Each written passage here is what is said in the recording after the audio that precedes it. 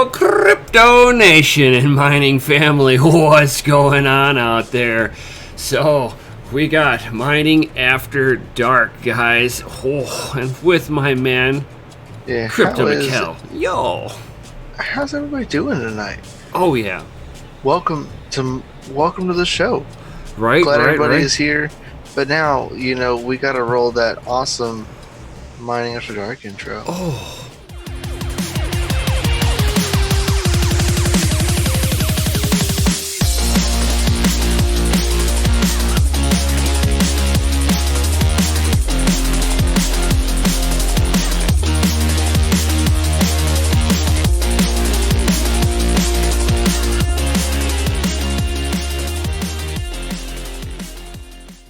Yo, I love that sick intro. Thank you, my man Gundy. Yo. Good job, Gundy. You're awesome. Fantastic job. And we got Dig Deep Miner in his house. Yo, what's going on? He said second, but DCA Adventure was second on my screen, and I was third. I see Jay in there. Yo. Yeah, what's up, Jay? Oh, what's going on? So Jay was actually looking at getting a computer built, and you know what card I actually told him that he should probably get? Torn between the 2070 Super or 2060 Super or the 1660 Ti. But I told him to get the 1660 Ti. Mainly because he also runs a lot of monitors. So we were originally looking at the 2060 KO, if I'm not mistaken, and that was a good candidate for what he wanted. It's a good budget, good awesome budget card, but it didn't have a lot of display ports. Hey, Nick, that's pretty cool. Set up his first mining rig today. Yo, awesome. You get a gold sticker. I was trying to get to it as quick as I could. I'm like, oh gosh, I gotta be quick. So what kind, Nick? Awesome, what kind of GPUs and a CPU did you go with? Love to know. What was your choice? Yeah, and what kind of coin you mining? What you doing, man? Right. That is amazing. What you doing? What you doing with your mining rig? Dig Deep's like, let the addiction begin. Yeah. Yeah, it starts with one graphics card, and you're like, I see it trickling in. Oh, look at this. I had this cool board. I want to put one graphics card on it and mine some cryptocurrency. Well, I go to bed. And you're like, man, this board has like 4 more slots on it. And they're not doing anything. And then you look at your power supply and you're like, if I follow that 80% rule on not utilizing more than 80% of total power, you can actually put a few more on there. Ooh. As long as you got the right power supply. Wow, he says he has 5 Radeon 7s. Mining Ethereum. I have another card left to connect to have a total of 6 Radeon 7s. Nice. Wow. Nice. Well, congratulations. I'm not really like the biggest fan of Radeon 7s. But I like congratulations AMD nonetheless. I mean, don't get me wrong. I am an AMD fan and I'm an NVIDIA fan. Yeah, me too. But I have my biggest complaint, and as a Radeon 7 person, you should know this, that their drivers were horrible in the beginning. But I mean, they're all right now. Yeah, they work now. They're so still they're power hogs. Yeah, that's my other complaint on them. They're not efficient for watt per hash. Yeah, but they do put down some good hash power. Oh yeah, especially if you can get a really good deal on them. I mean, the HBM2 memory in there is good. Yeah. Yeah, it's good stuff. Like, I don't knock the card. I like the card. I just don't personally like it as a mining card. Yeah. It's a nice card though. Like, and people that build rigs, like kudos to them because they're in for a long toll of weird airs and fun and extra cooling. Yeah. And water block them. I don't know. That's what I would say. Water block them all. You wouldn't worry about anything. Oh yeah. I don't think all the heating issues would be gone at that point. Mm-hmm. Yeah. So I hope everybody can hear us over the loud A6 right behind us. So we're trying to, we have them turned down a little bit, so they're not hashing just as hard. Right. So that right. way, make sure you can hear us loud and clear. Right, because these are our biggest fans. But They are.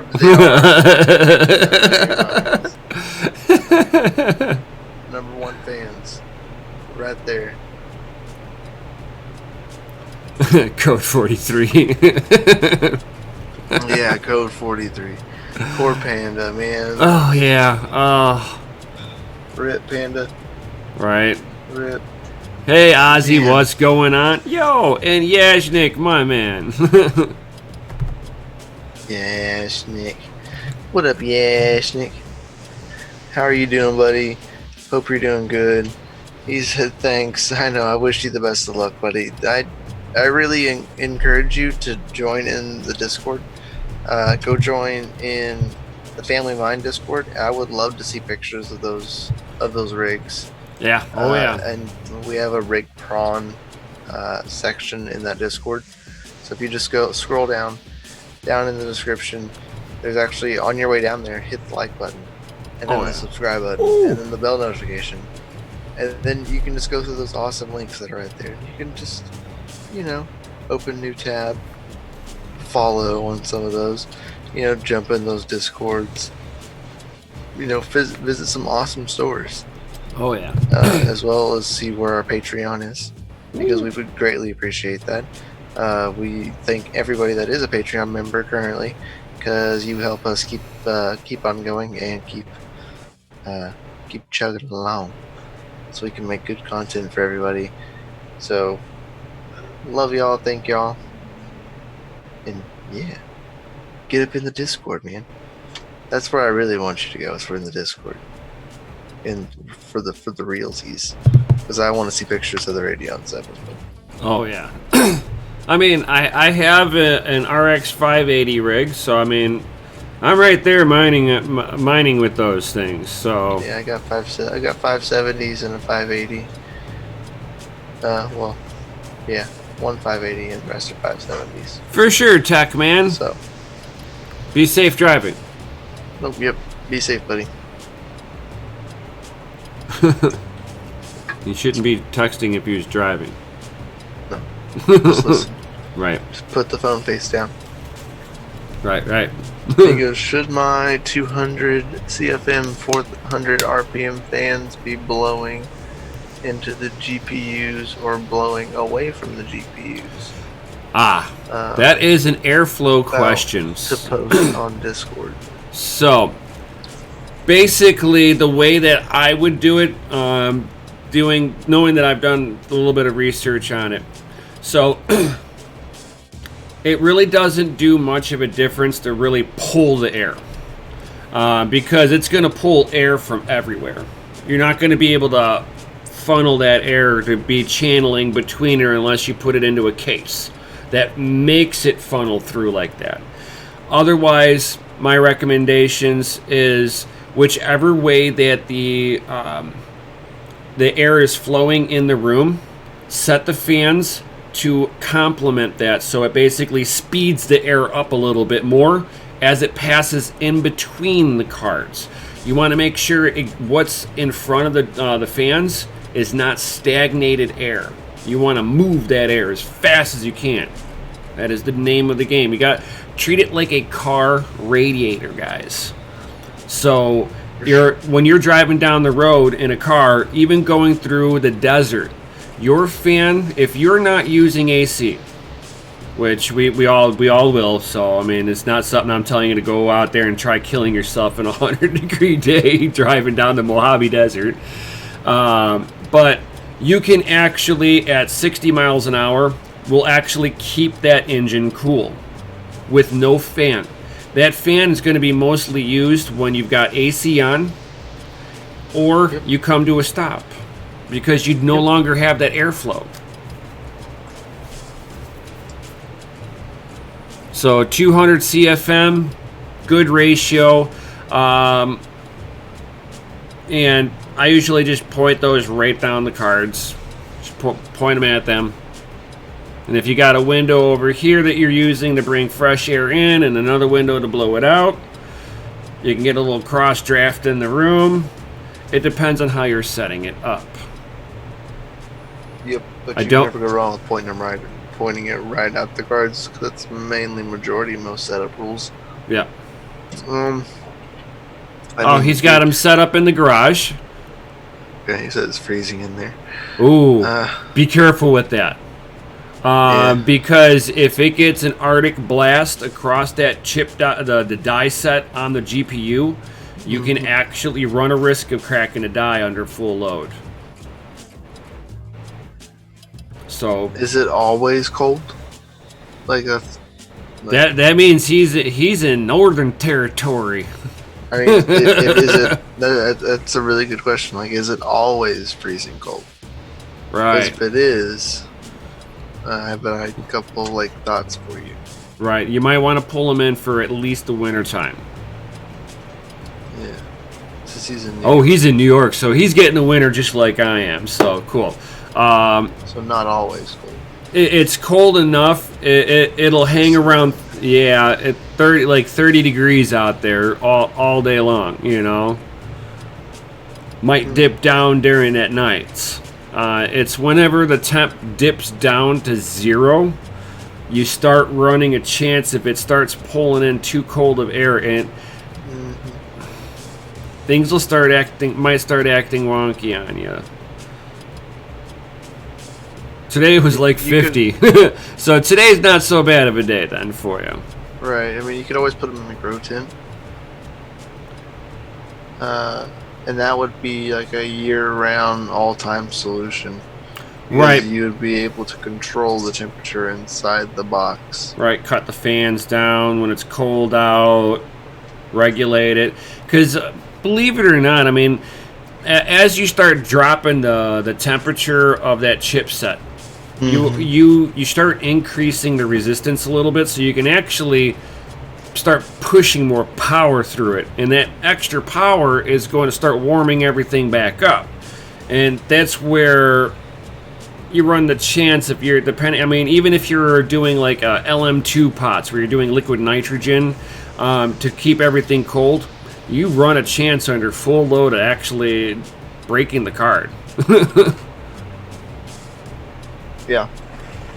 So because too cold of air will crack a die. Yeah. So you gotta do it. You have to be careful with it. I'm not saying you can't keep it out in the garage. Yeah, but just be careful. And dig deep. I know. I seen them too. On the FPGA Discord. There's a lot of Vega Frontiers for $250 a piece for the 16 gigabyte blue reference design. What's up, Chris? Yeah, I said pictures in the Discord now. Oh, nice. But yeah, I wouldn't be going big on the Vega side of it. Considering that you can BIOS mod for a standard. Hey, what's going on, mining chamber? Yo! So, if that's how they're sitting right now, do a favor and complete 180 that rig. I don't know where you're pulling air. Those fans aren't pulling air from anything. You need to flip that completely 180 on that rig there, on there, Nick. Get the fans away from the wall, so that way they have somewhere to blow the air to. Because right now they're not pulling any air from anything. He posted in the DCA Discord. Oh, I'm like, that's why I don't see it. If that's what you're looking for. Yes. I see you looking in confused face. So. I'm like, where is this rig? Oh my god, yes. Those fans are being starved. You want to pull the fans at least 12 inches away from it, the wall.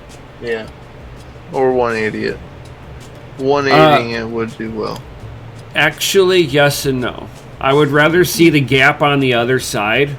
The only reason why I say this, little difference of opinion here, is that you're blowing the air at the wall, which is going to hit the wall and then recirculate. Where if he if he pulls the whole rig forward, he's going to let the fresh air come right through the backside, and it's going to blow it out into the middle of the room, out and away. Yeah. That's the difference in opinion. But yeah, I mean, it does make sense. Because the way that it's sitting. Right, because it's so close to the wall. That air would go there and it would just kind of sit there. Yeah, it would just start rolling around. Yeah, you'd just be recycling old air. Yeah, I get you. Mm-hmm. Makes sense. At least at that point you're pulling air. At least air that's not stagnant or anything. It's just air. And it is moving and pushing away and not recirculating. So, yeah. I'll give it to you. You get a gold sticker in him. Just because you're such a good guy. Yeah, I tried awesome, it. Awesome rig nonetheless. Oh yeah, love it. Thank you for posting that. Please go back down in the description and join the Family Mine. And join the Family Mine Discord. The Family Mine is a nothing but mining Discord that me and Nemesis both run.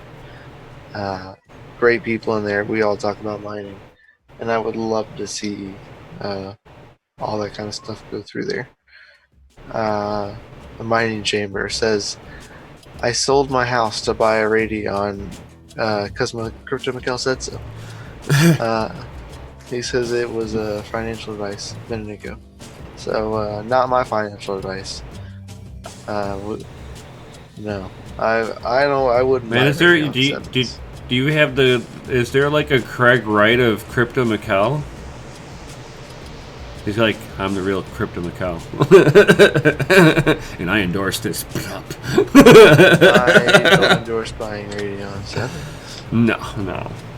Not my choice. It's a cool project. Not my choice, but because it's still a cool card nonetheless. Yes. Me personally, I wouldn't buy them. I would test with them. Yeah, if I had one to play with, I would. If I had the money to just buy one to test it and then sell it, yeah, I would. Just for testing purposes, but I wouldn't purposely build a rig of them. For my current setup, it just wouldn't work out that way. Yeah. Ryan Schiff says you already have one. No, he doesn't. No, he doesn't have. He doesn't have Radeon 7.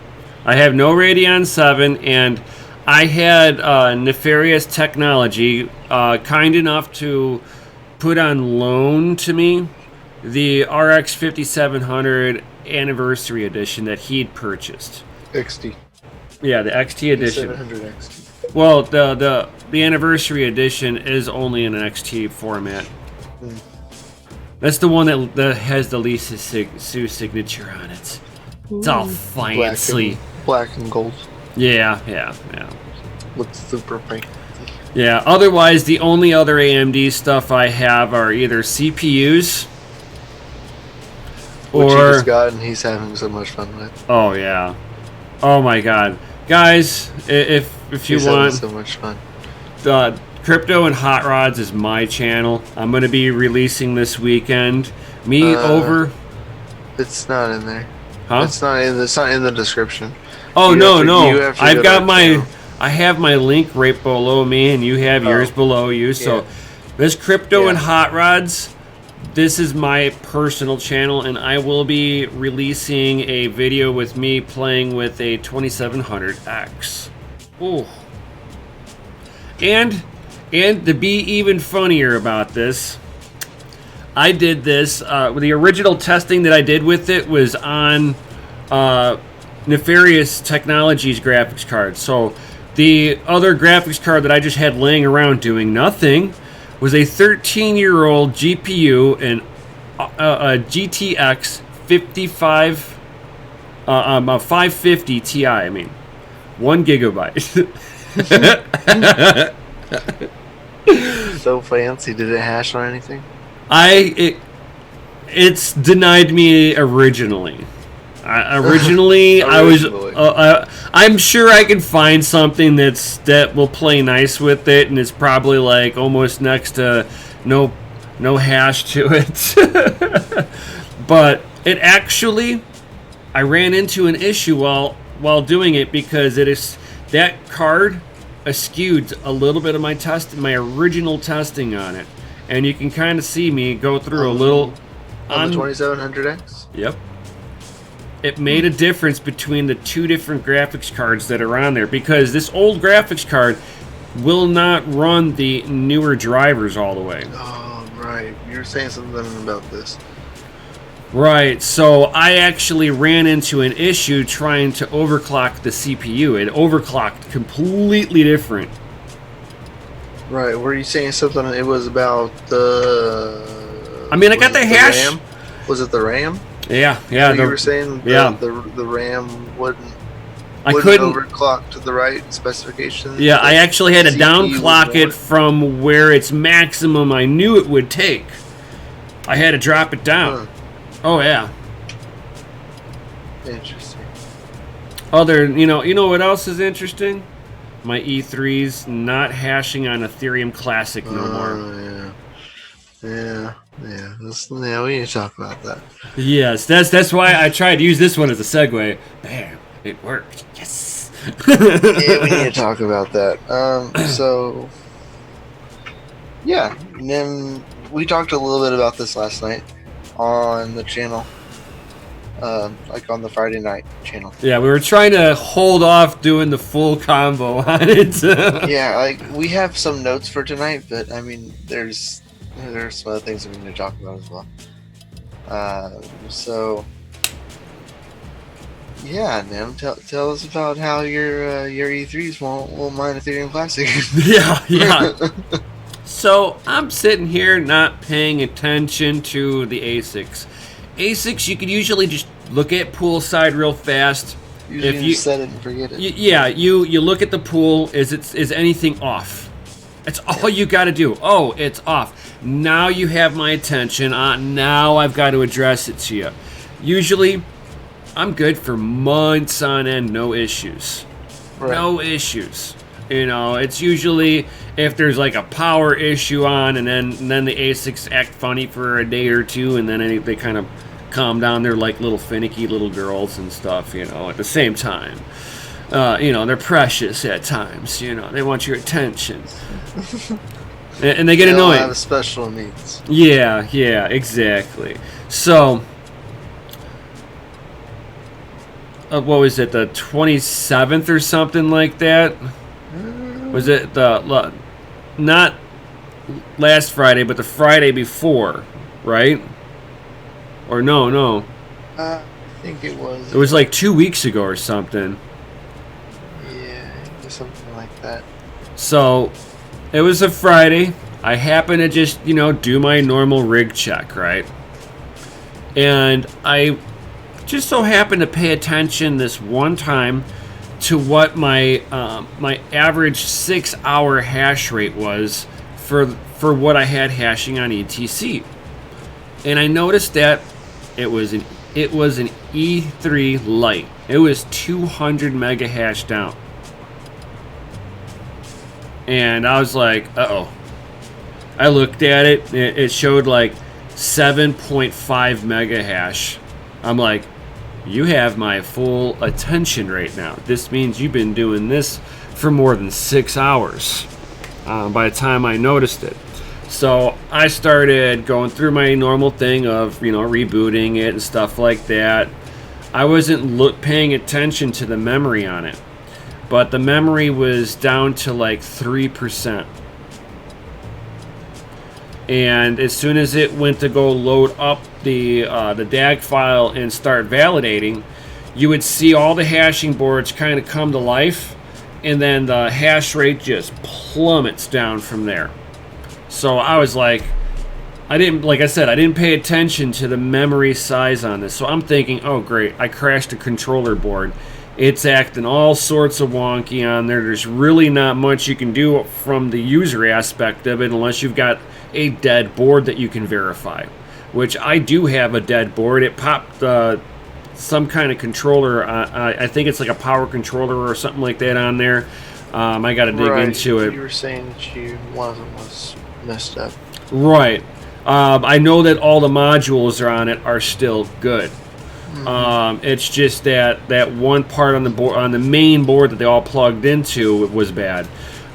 So I ended up, trying to reflash the firmware. It didn't help. And so I was like, oh man, they're messed up. So I'm like, till I can deal with it. Ethereum Classic DAG size is 3.57 gigabytes as we speak. So as soon as the DAG file probably hit like 3.5 is when my E3 started acting up on me. Give or take right around there. I wasn't paying attention to that itself. I was looking at the hash rate. So I'm a hardware guy, so I try fixing things on the hardware end of it. And so I'm sitting here diagnosing stuff, and I'm like, it's not the hashing boards. They're coming up fine. The only other thing it could be is either they can't mine no more because the whole DAG file is too big, or the controller board's messed up on it.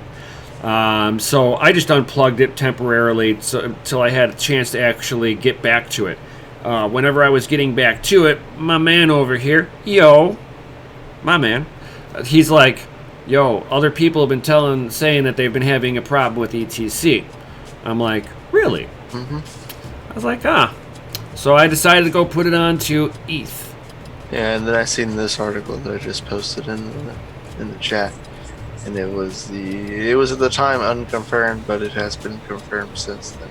Right. That was the issue.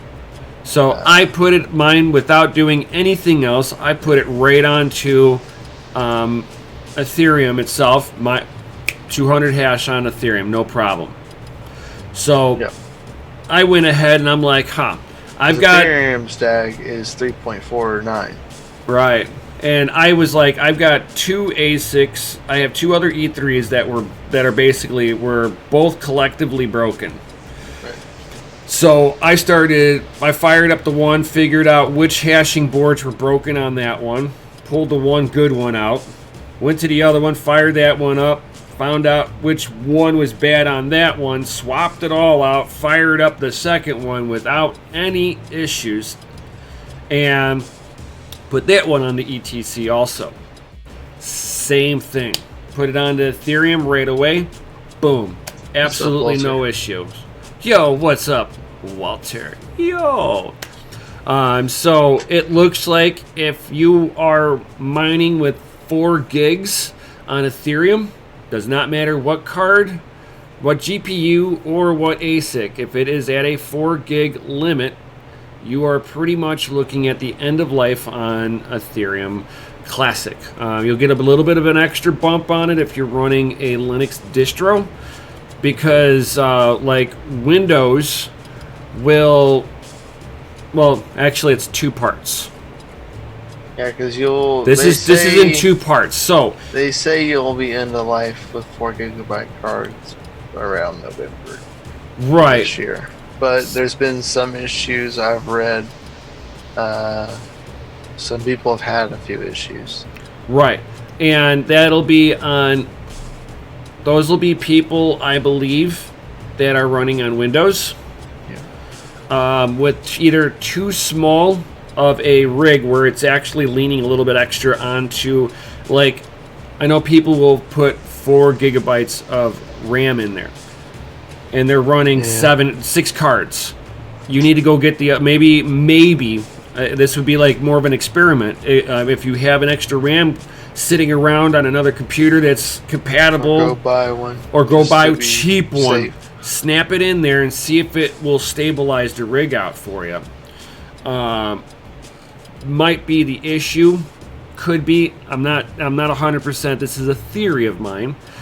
Right. But what I can confirm is that if you're running a 64-bit OS, you're able to get more out of that memory.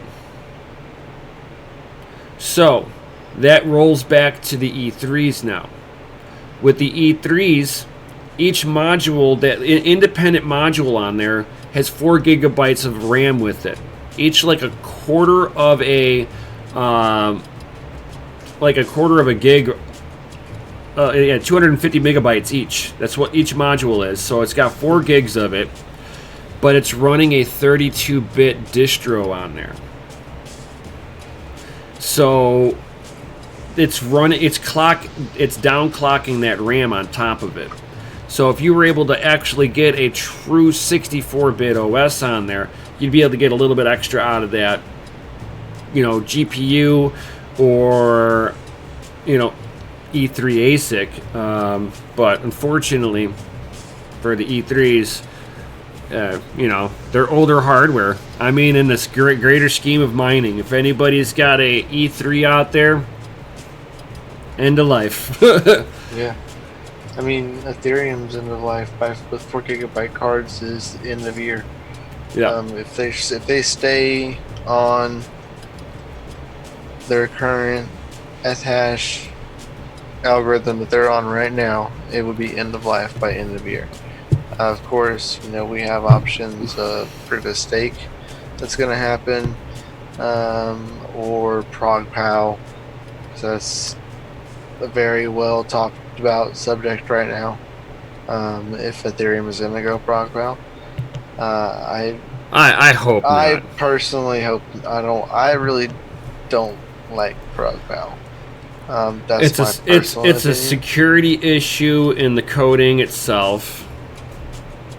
There are problems with it. Have they band-aided it by now? Yes. Have they rewrote it? No.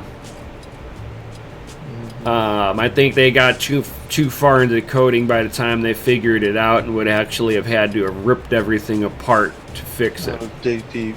Oh yeah. Oh god. You lucked out, buddy. He says he almost bought 2 right before the news came out last week. Ooh. You bit the bullet on that one, and you got lucky. Man. Right, I got 2 working E3s. Later, Mind Chamber. Hey, what's up, Boris? What's up, Boris?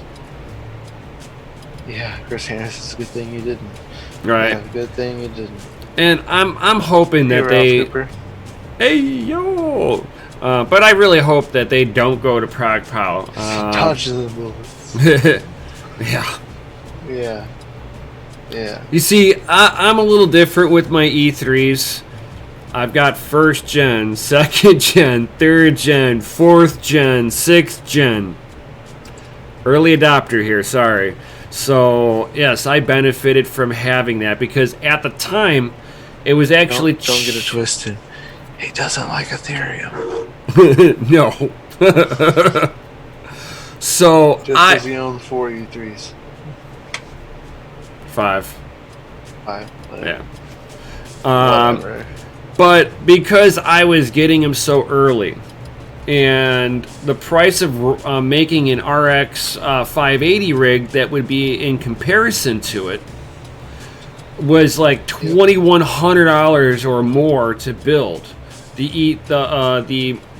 an RX rig. I can buy fairies. yo.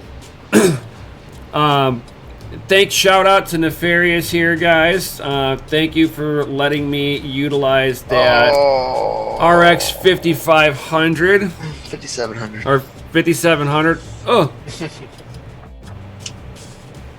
I'm marking Chris's name down for that. It's very much appreciated, though. Very much appreciated. I marked my name down too as well because yes, hashtag mine shitcoins for bitcoins. Because yeah, you got to that's the whole purpose. But yeah, where was I at on there? But yeah, so he says he bricked it this morning. Oh no.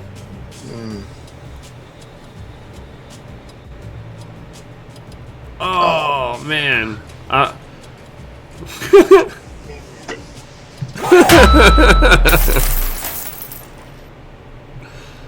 We have no giveaways. Oh my god, that's too funny. Next week or so. Keeping all this up. Right, right. But yeah, so I'm not cool about. Oh crap. Oh man, you lowered the power play table and it won't boot? Holy cow.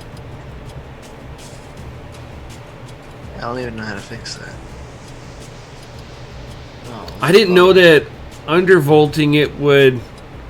I mean, you can start it at power. Right, but I've never known it to like kill a card in the process. I mean, if the... Unless the whole card like flickered basically internally. Then that means something short-circuited. Either that or like if... I don't know.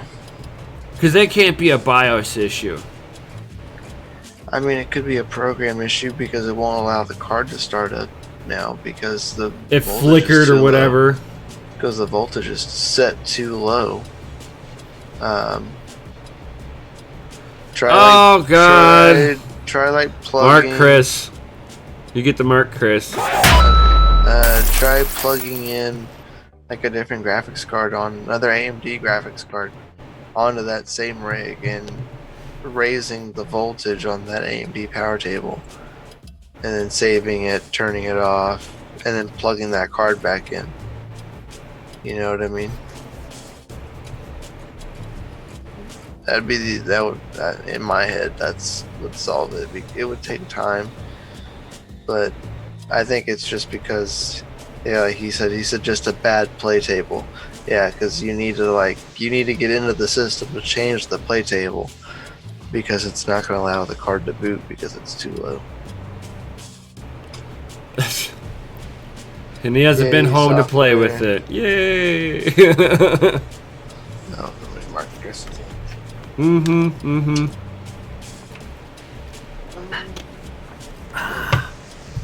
Whew.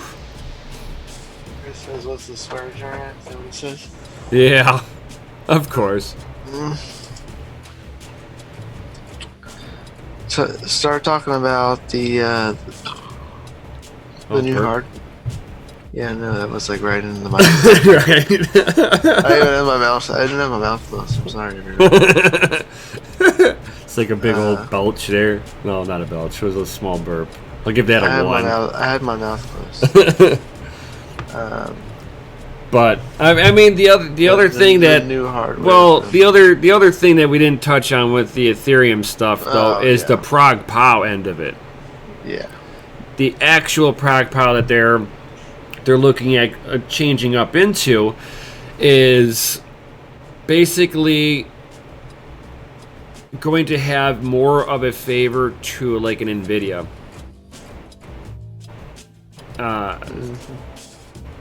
No, I'm sorry, Chris. He said weak. I know. It was like unintentional. Like it just like came out of nowhere. It was like I was like, oh well, hello. But yeah, I mean, the AMD is not gonna get an advantage anymore on Prog POW. If they switch over to it, it's going to be just as power demanding to an AMD as it will be to an NVIDIA. Basically, you're going to be tuning it by heat. You're going to be like, well, you know, it's at 65C now. We're good to go. You know, you're gonna tune to your environment and to like what your temperatures are set at. Yeah. Because you're not going to be tuning to like best hash power or best you're gonna try hash per watt. Well, there's going to be no hash per watt. Yeah. Not at that point. Right. And it's kind of funny that they would want to do that kind of a model of mining, considering that Vitalik Buterin doesn't even believe in mining because he believes that it's a waste, and he's going to make an algorithm that's going to waste more power over a model that already works.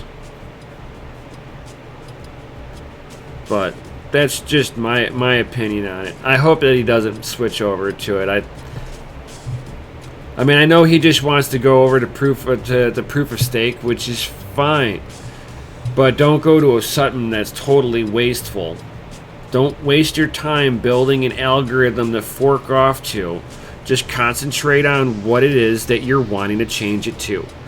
You know, you're basically taking your developers and splitting them, and you work on this, you work on this. Right. Correct. You know, and I don't want to see them go Pascal either. I think it's too hard on hardware, especially for people that like to go like full bore. Going full bore on proc val is going to cause your cards to overheat. It's going to cause your cards to run super hot. Oh my god, yeah. You have to change everything, like the way you do everything. If you are conservative mining, your hash rate's going to be too low. So I mean, I don't foresee them doing that. If they do, there's plenty of cards out there that'll handle it. NVIDIA will shine in that department. And don't think that you're just gonna let all the way. And you're not gonna be sitting here putting your fans at full tilt. You're going to. That's like if I sit there and I turn all the RGB lights on my computer case, that's 10 watts right there, just in LED lights. I mean, think about that. You're doing that with your fans, 10 watts a pop. You know, you can't be sitting there and just letting them just rip like that. And if it's a little bit of a warmer environment on top of it, you have a metal motor post that's being clasped by plastic spinning. And if that centerpiece gets warm, it's going to let loose. Not that it's going to do this like catastrophic damage. I'm just saying it's going to let loose. What's up on Crypto? Yo, you'll get the fan wobbles. You'll have Mr. Wobbly. You'll hear it hit the cooler and stuff like that. So it might break a blade off. Might damage some of the cooler fins on there. So there might be some secondary damage that might occur, or the whole thing will fall off and then your card just overheats because it's got no more cooling air going on there. So, of course, I would love to cover that, Nefarious. That's like my favorite question in the world. So, for the people out there in the podcast world, Nefarious asks, so the difference between a forest kitten and jungle cat, would you want to cover that? As well versus a BCU 1525. So, the BCU 1525 is actually built on Xilinx. It's a Xilinx VU3P chip. That's what is in the BCU 1525. The Forest Kitten is a VU33P chip, which is a kind of like a scaled down version of a VU3P. It's in the same family of chipset, but it runs on HBM2 memory. So it runs on 8 gigabytes of HBM2. This is the Forest Kitten 33. But it runs about 150 watts. It gets about a quarter of the hash rate of a BCU 1525. Right now, you can pick them both up for about the same price. But you have HBM2 memory on the Forest Kitten, so that's nice to have. It does better on like Ethereum, because there has been development for Ethereum bit streams. Interesting to see what's going to happen with that because of what all the news is coming out.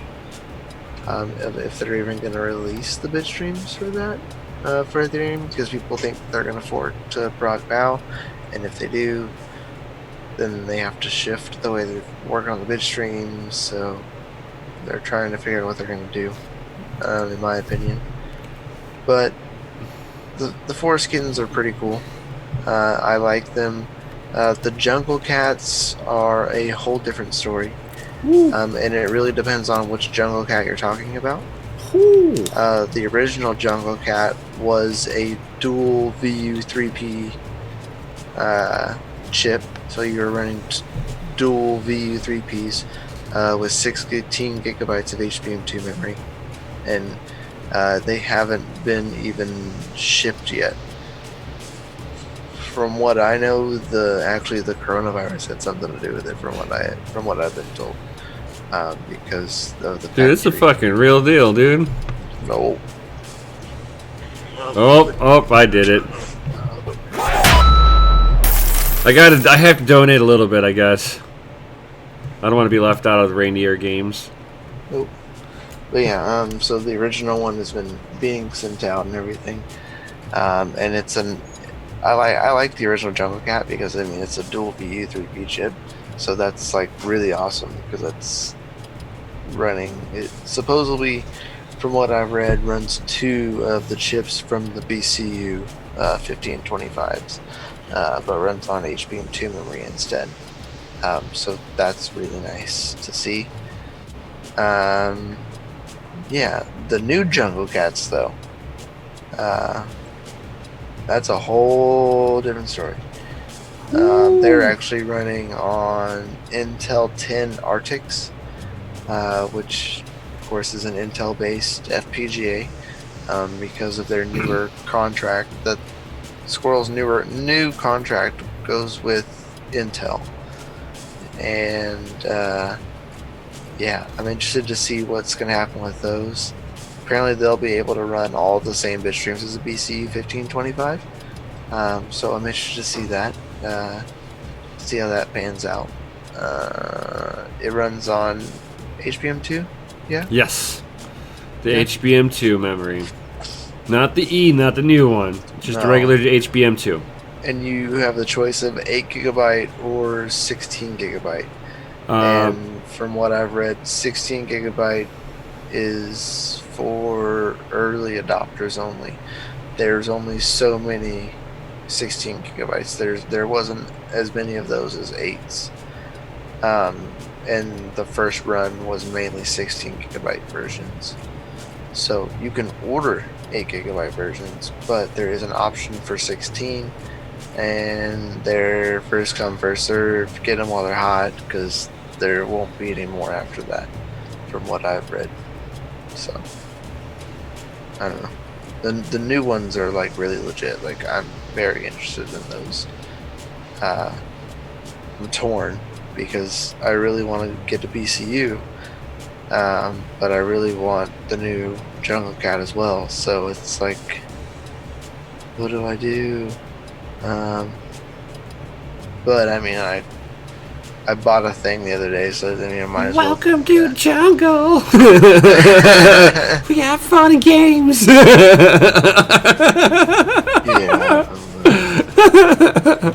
I don't know, man. It's interesting.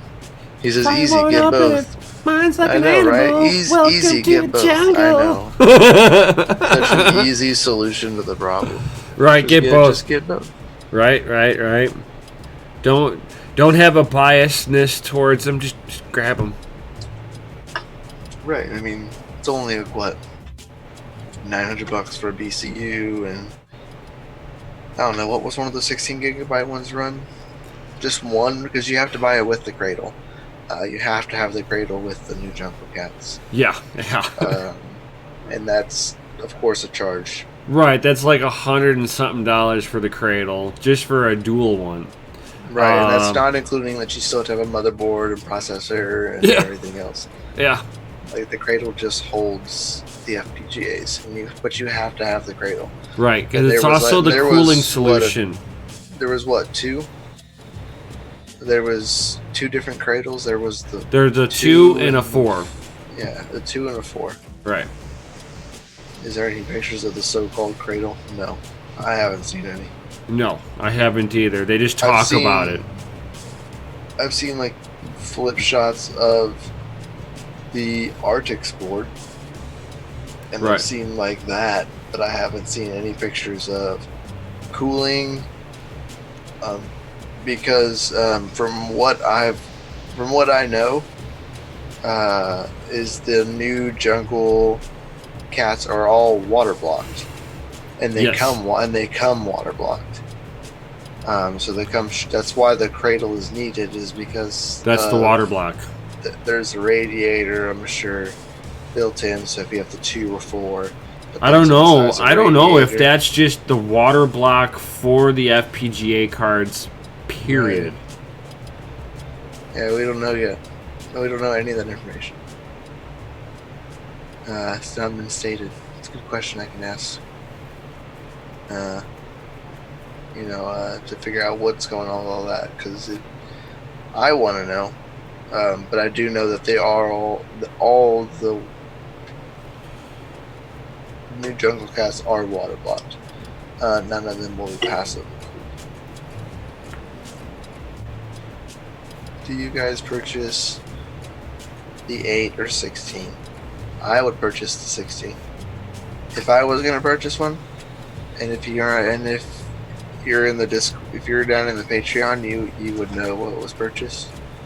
Because he is in the Patreon, so he does know. He does know. Yeah. But I would personally, not financial mining advice, buy the 16.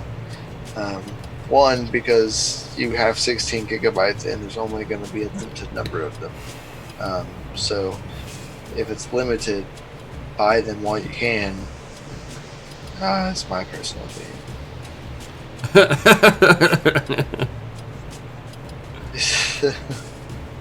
Too funny. You're welcome.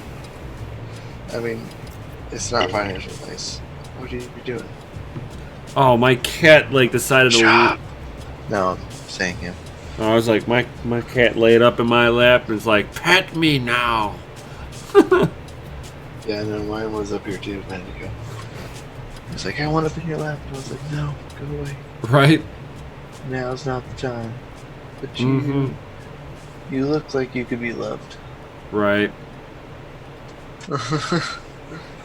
I know everybody's been jealous because they don't see any more kitties because of what we have behind. Yeah, you can't see the kitty cat shelf anymore. Right. Kitty. He's like, oh god, I just got put on display. Thanks. Now just pet me.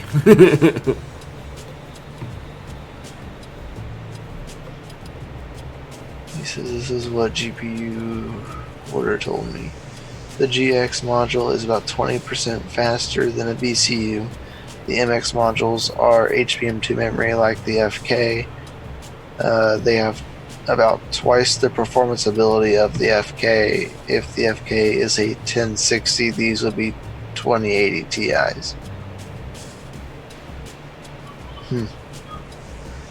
And that's the MX editions would be like a 2080 Ti, is what I'm getting at. So depending on what bit stream, the GX would be would obviously be the 16 gigabyte version, right. And you would get 20% faster than a BCU. which is nice because BCUs get quite a bit. It's like already. Oh yeah. You know, not the NIM would know. Yeah, we know nothing. We're boob tubers. You wouldn't know. You don't even have yours running. Not yet. Oh, not yet. not yet. Not yet. Nice. Yeah.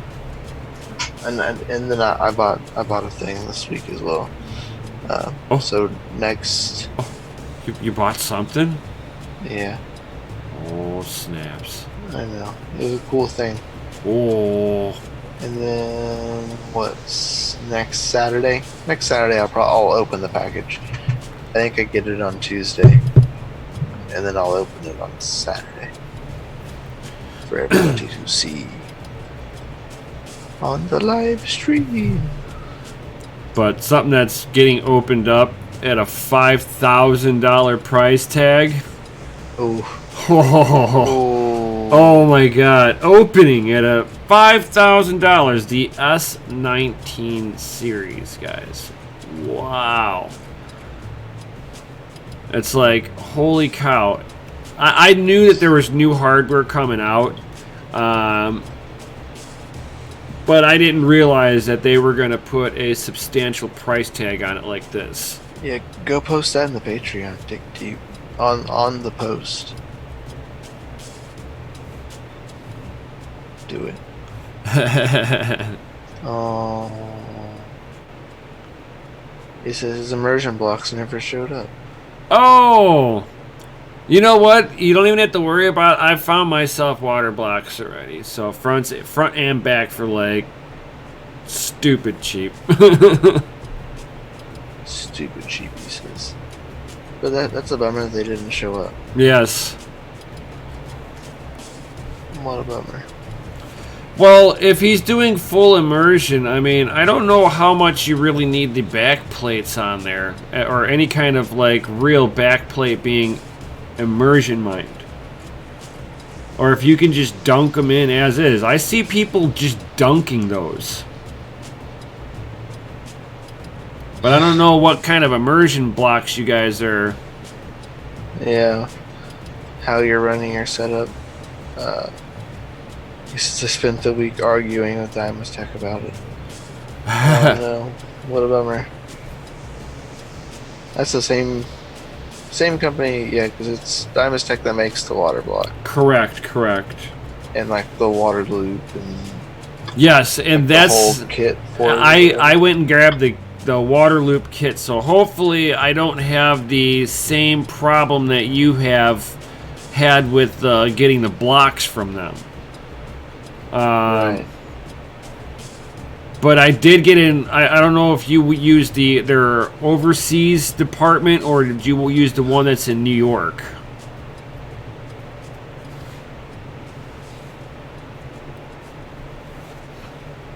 But they've got a really cool distro block that like hooks up the water blocks.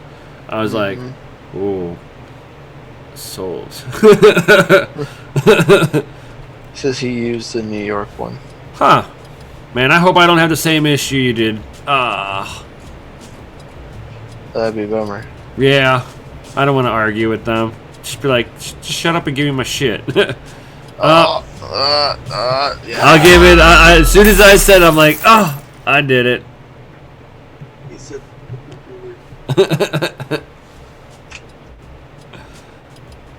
Nice. Moving on up. Right. He said, let's hope not. Yeah, I hope not either. Okay, buddy, Ralph Cooper, have a good night. He says, just went to sleep, he's going to play. So, have fun, buddy. 26 degrees outside. Wow. Still waiting on your DM. Let me know. Oh. But, yeah. Have fun, buddy. For sure. For sure. But yeah, that $5,000 price tag for that it is new piece of ASIC hardware goodies. pulling 3,250 watts that you know at some point is going to be overclockable. At some point. And with immersion cooling, of course, it'll be achievable. Oh yeah, without an issue. You won't be thermal throttled. Yep. Scored for like Dig D minor.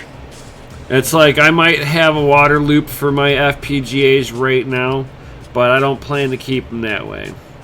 I want to do an immersion cooler.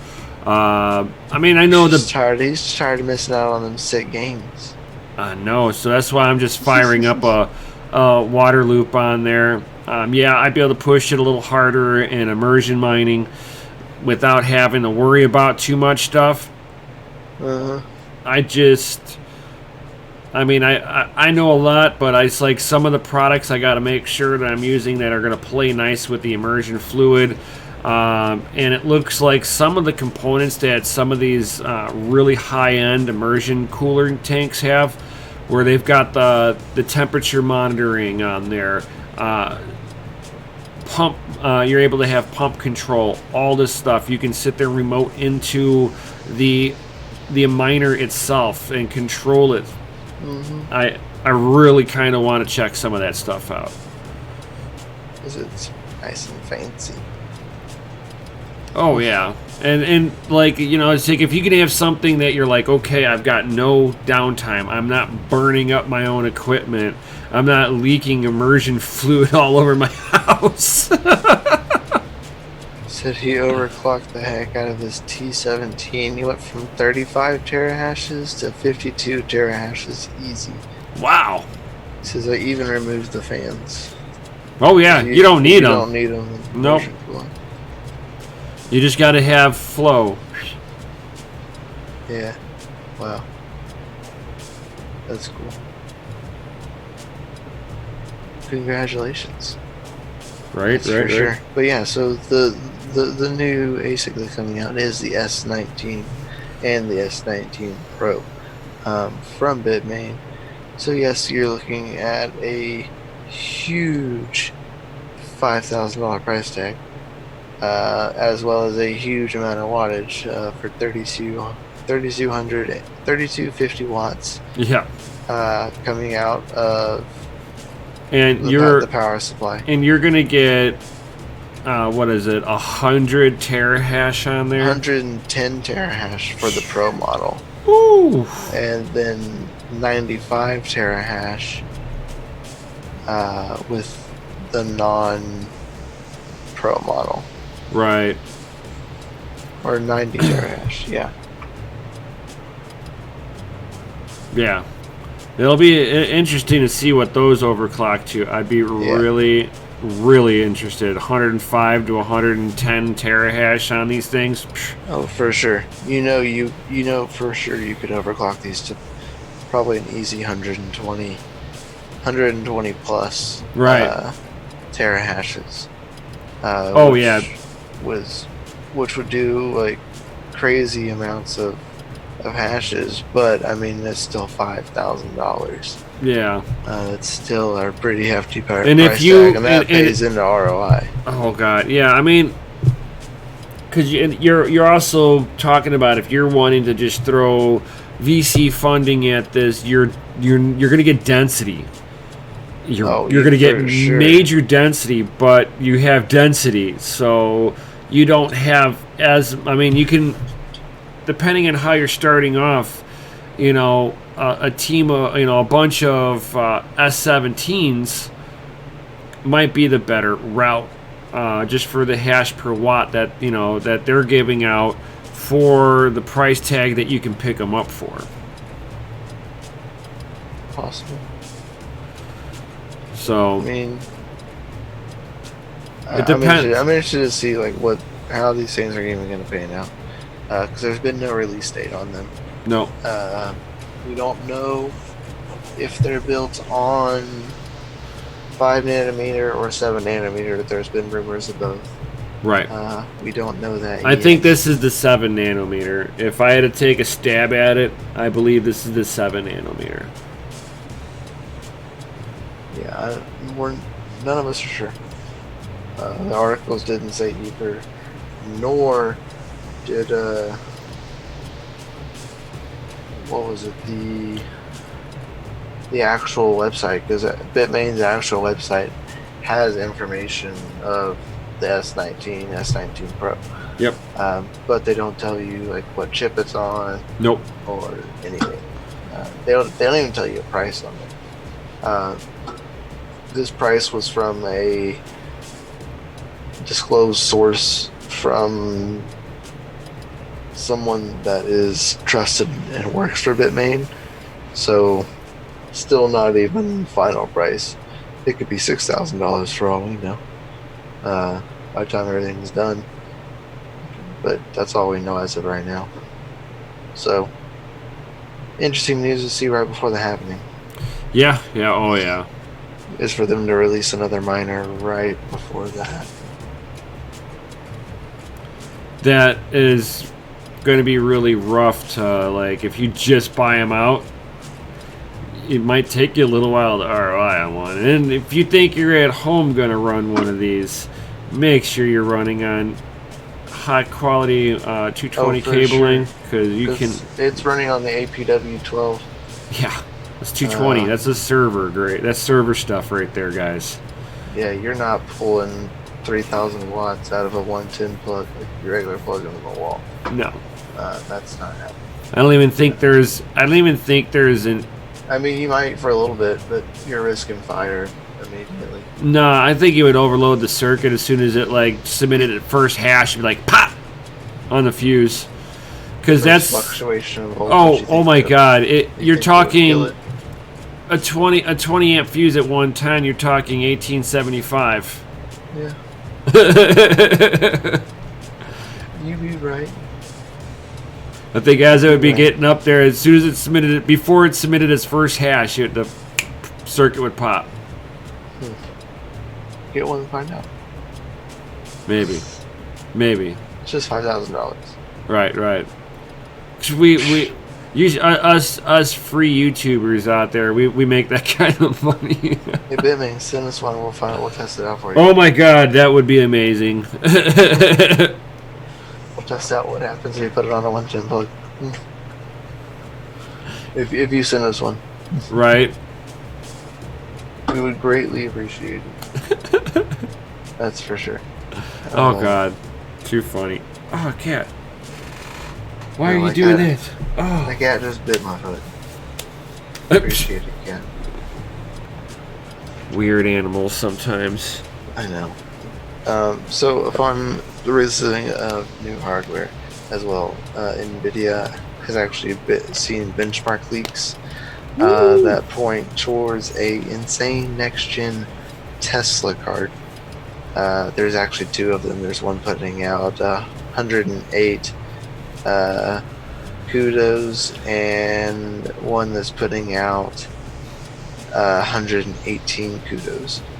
The one with 108 is actually listed with 48 gigabytes of VRAM at 1.01 gigahertz, while the 118 card is putting down 24 gigabytes of VRAM at 1.11 gigahertz clock speeds. They are, from the reports, looking to be running on some kind of HBM2. We don't know if it's HBM2 or HBM2E. We don't know that as of right now. But I'm sure we'll see probably a little bit more in the next couple months as we get closer towards 3000 series launch, because that should be coming out in a couple of months actually, before we would probably see something. We'll get some final dates and everything probably the next couple months.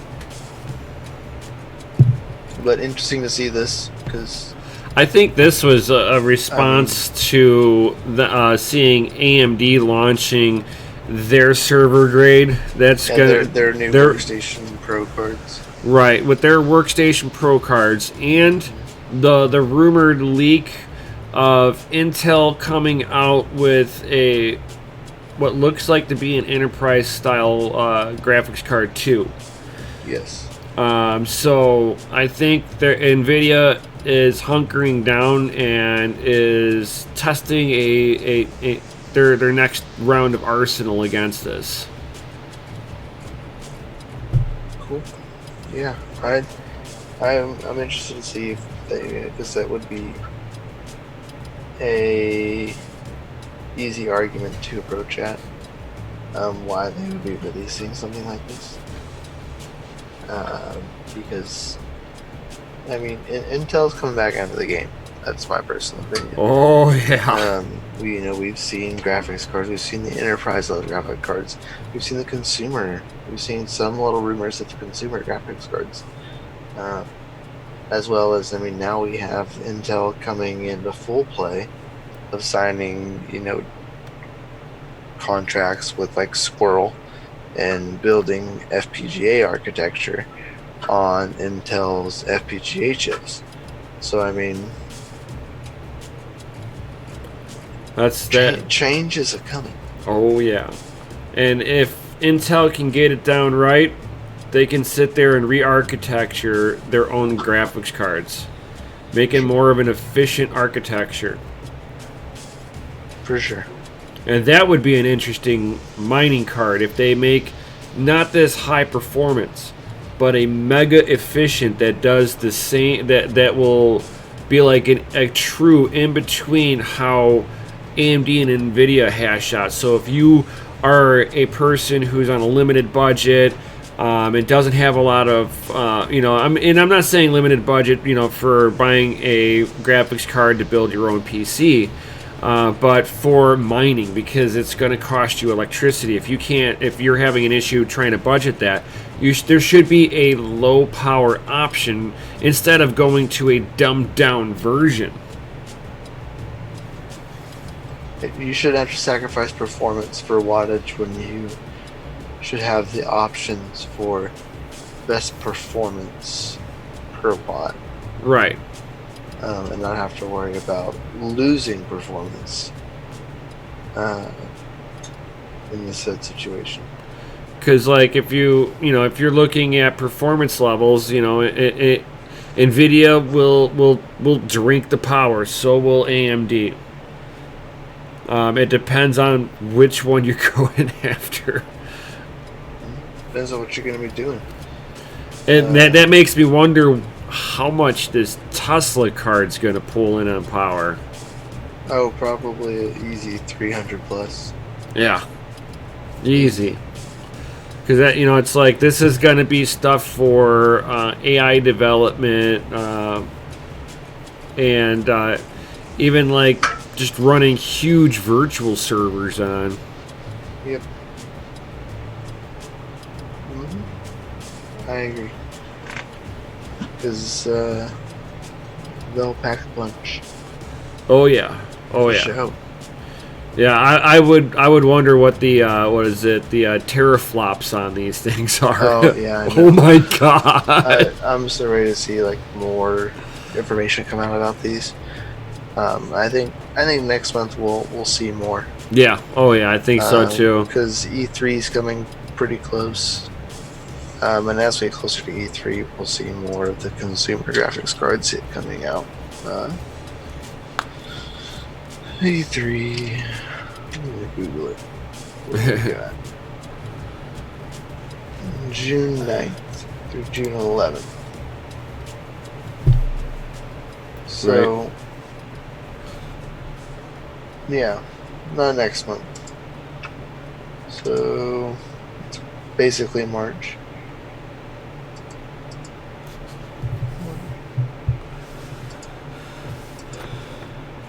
You got about 3.5 months before I think we'll see some more rumors of stuff coming out, but cards will start releasing probably around June, I'd imagine. Right after E3, because I don't know if I haven't seen anything about AMD like leading E3 again this year.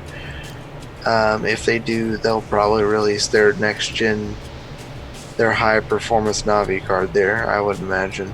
Yeah, oh yeah.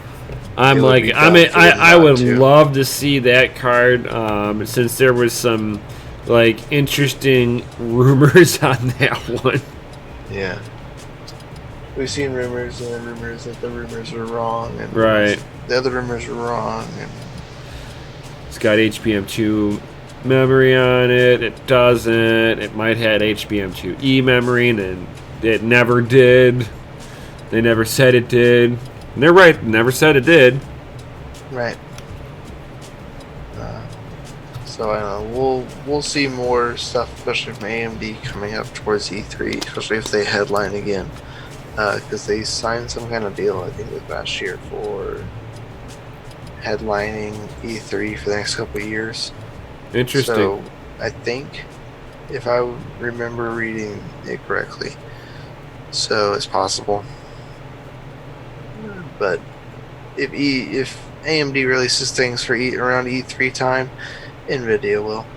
NVIDIA will say something, or they'll have some kind of counter to AMD's cards, and maybe we'll see more Intel then. I mean, the new Intel FPGAs get released, what? From what the blog article said, I think it was March, something like that. Something like that, yeah. End of March. So I don't know. Things are changing. Oh, FPGAs yeah. are gonna kill it, in my opinion. Yep, it's changing the playground out there. That is for sure. Everybody was blowing off the FPGAs for the longest time. Oh, these things are horrible. It's so centralized, and it's cheating, and this, that, and the other. And it's like, guys, do you not realize what creates your CPU that you're mining Monero with? What creates the chip that's in your phone, in your laptop, in your graphics card, in the ASICs itself?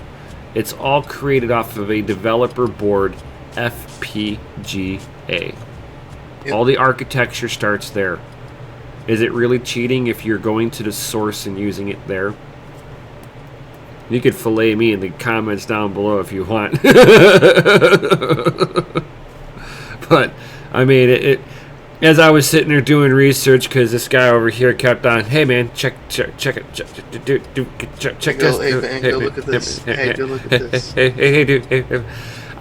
So, and then we went through a little bit of classes together, learning about FPGAs, and that's where I was like, okay, I think I understand what I'm looking at here now.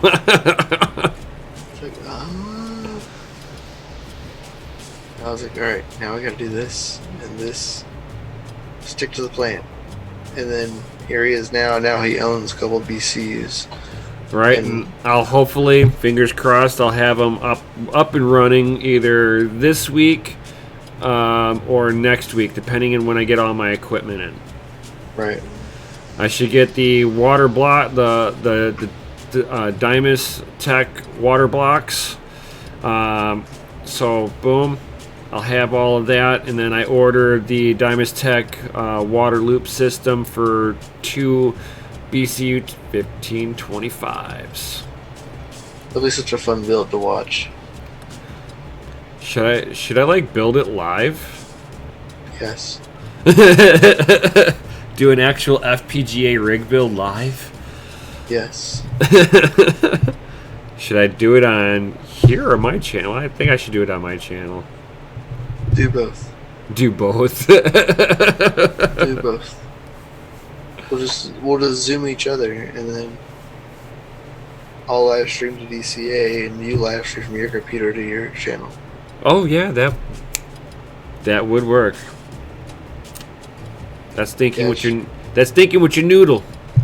Using my noodle. Right. We'll do that. That way we can try to keep track. Right. I'll just have to fire up the Logitech software so I can Savage split. Yo, what up, buddy? Woo! Yeah. Dude, I'm so ready. Not ready to like get in the live stream, but ready to go watch your video because he just did a live stream of either a live stream or premiere of building a Ryzen 5 workstation computer. Ooh. Which is really funny because I just built the Ryzen 7 1700 workstation computer basically. Yeah, and I just put together a Ryzen 7 2700X. Basically, it'll be a workstation because it's going to be running FPGAs. Everything on workstations. Right. Yeah. I mean, mine, I create content. It was awful. It was awful. Oh, no. Uh-oh. Don't say you had issues. I hope you didn't have issues. Oh, no. I feel bad now. I'm still going to go watch it. Right. Aww. Oh. So did you not have a GPU to plug into the, or you didn't realize that at first? You see, I knew because I don't have it next to me. The box says GPU graphical interface unit required right on the label before you cut it open. So on mine. It's kind of funny. I've got a 13-year-old GTX 550 Ti running on it right now. Oh, he grabbed a 570 out of a rig. It's like, of course, you know, us miners always have at least one spare GPU. I mean, that's how I built I have the new PC. I was like, so it's like going to like shopping and like, which GPU should I pull off the rigs to put into a workstation? No, Savage Mind, no. I think you're like me, where I like slid it open, pulled everything out, and then as I was plugging it in, I just so happened to have the box next to me, and I was like, oh, I need a GPU. I almost fired it up without that, because like you probably have the same thing. My board has an HDMI output on it. Yep, mine just too.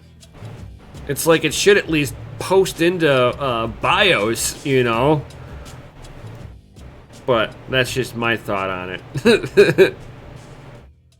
Yeah, the world's smallest text. Yes. Yeah, right there.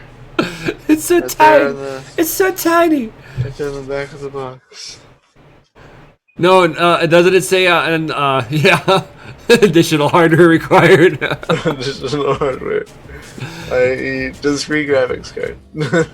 It's like what GPU would you have to put in there to make it what AMD GPU a CPU has a GPU built into it? An APU. That's why they have APUs. But is it so you can make that into a laptop board? Well, they have a Ryzen 7 APUs, a Ryzen 5 APUs. It's because they have built-in graphics to that. Oh. Because the laptops, some of the newer AMD laptops, like I have an AMD laptop that. Yeah, Chain Coin's like, nobody's gonna read that. Right. No one's gonna read that. But yeah, like, so the laptop that one of the ones that we have is I think it's like a Ryzen 5. It says it has the Ryzen 5 in it, but it's an APU R5 blah blah blah blah blah discrete graphics. Right. Because it has it built in. Yeah. This is maybe just some intense cable management. My hat's off to you. I'm horrible at cable management. I do it on the rigs just because I do not want to deal with the spaghetti wires. I want to be able to, okay, here. Well, guys, you should know one of his rigs, his name is Medusa. I've seen the pictures of it. Yes. Its name fits the picture. Well, to be fair, okay? To be fair. Oh, for sure. Unknown Crypto. I had a theme whenever I was building it, okay? I knew it was going to have a bunch of wires, so I was like, Medusa. And Medusa's lair. Come on. So I routed the wires all over the place, but when you looked at the motherboard area, it was clean. it was all on the backside that I had it all interweaved in there. I was like, it kind of looks cool. A bunch of snakes all wrapping around. So Unknown Crypto says he's trying to do another 3900X for a test bench. Ooh. He says the 3900Xs are getting cheaper, and he just picked up a cheap server. Ooh. Which server did you go Nice. with?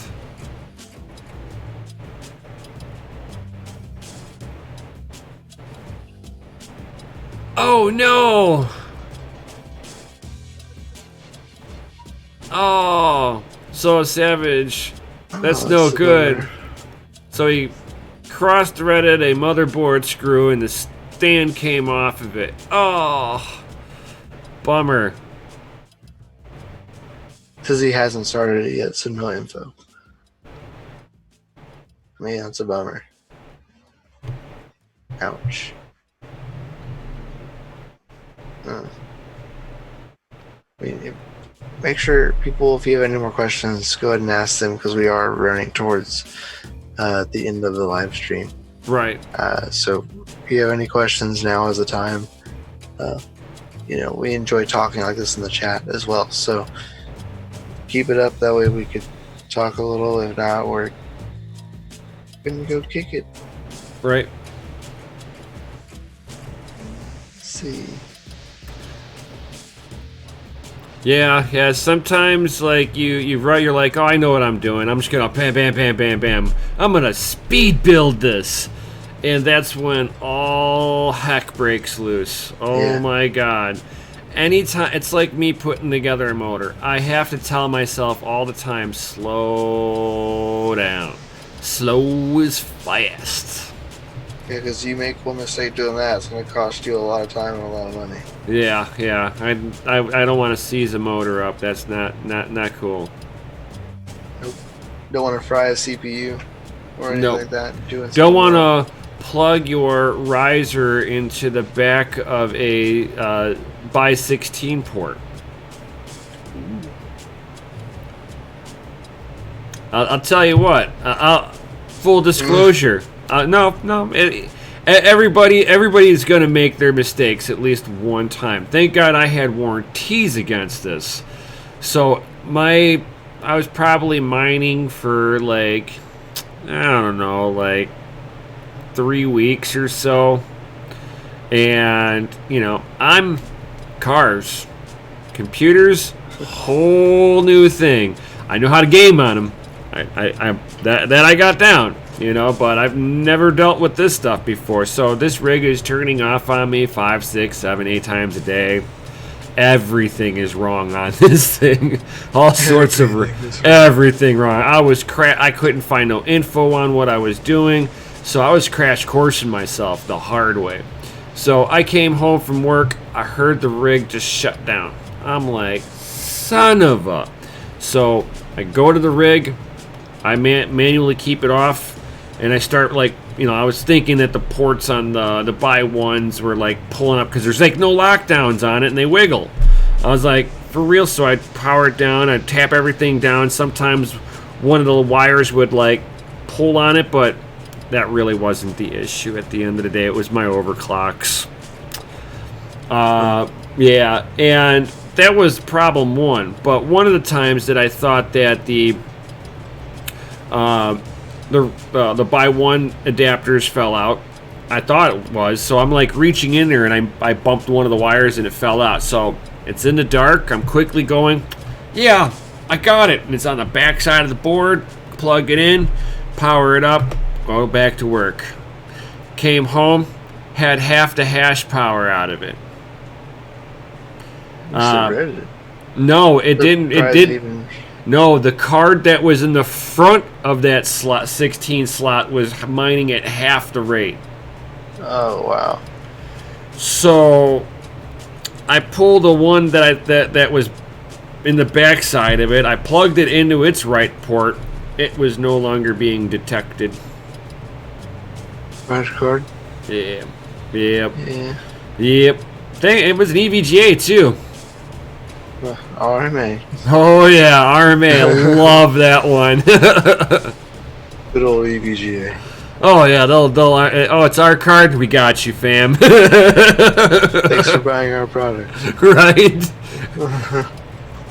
Gladly, I'll keep buying your product. Right. Oh God. Yeah. Yeah. Yes, Gundy, smash the like button before we head out of here. Most certainly, guys. Yo. And be sure, smash the like button, hit the subscribe button, hit that bell notification, so you know every time that we go live here on DCA Adventure, or anytime we post a video, because we have some people that post premieres in the middle of the week, before we have live streams on Fridays, Saturdays. Right. Booyah! And be sure check out the Mining Monday podcast that me and Nemesis both do, and that gets posted straight to Anchor, which gets put across all of the podcast platforms that are out Right, it's there. everywhere. It's out there. It's like boom. A whole bunch of them. All your favorite podcast places. As well as check out the Patreon. We greatly appreciate it if you would subscribe in there and help us build our adventure, and hopefully take you along for the ride too, as well as join down in the Discords that we have down there. DCA Adventure, of course, the family mine is the go-to that you should be joining if you want to talk nothing but mining 24/7. If you want every little bit of everything, you join in DCA Adventure and you get to talk about everything. Everything. But yeah, and go check out dojlord.com down there, because that's where the home of our new DCA Adventure hats, shirts, all the above are currently until DCAadventure.com is open. Ooh. Ooh. Yeah, Oh snaps! Yo! and with that, guys, I think we're gonna call it a night. Yep. I think so. So, guys. Thank you, Unknown Crypto. He says you guys make my night. I love it in here. Thank you. Appreciate We it, buddy. highly appreciate it. That means a lot. Wow. Thank you, Unknown Crypto. We appreciate you and hanging out here as well. And yeah, you're an awesome guy. Love you. Thanks for contributing in the Discord as well into some giveaways that we've had. You've donated into that, so we appreciate that. And yeah, have a good night, everybody. Right. Well, with that being said, may your your hash be high and your watts be low. We'll see you all on the next one. Yo.